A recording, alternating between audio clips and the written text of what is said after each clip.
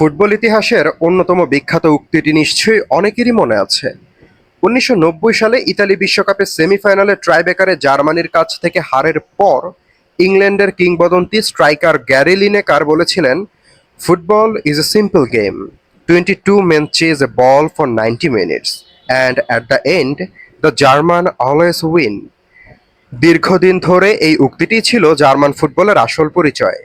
কঠিন পরিস্থিতিতে জয়, মানসিক দৃঢ়তা আর পেনাল্টি শুটআউটে অবিশ্বাস্য সাফল্য, এসবই ছিল জার্মানি ট্রেডমার্ক।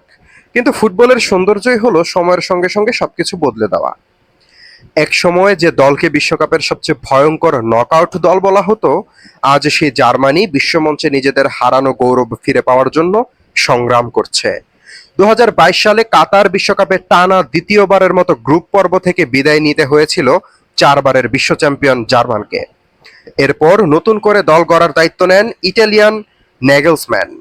তরুণ ও অভিজ্ঞদের সমন্বয়ে নতুন একটি স্কোয়াড তৈরি করা হয়।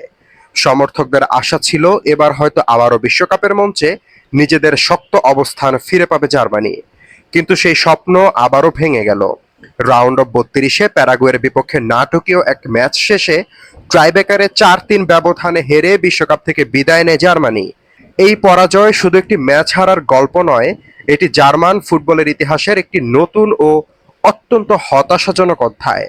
কারণ বিশ্বকাপ ইতিহাসে এর আগে জার্মানি কখনোই ট্রাইবেকারে হারেনি।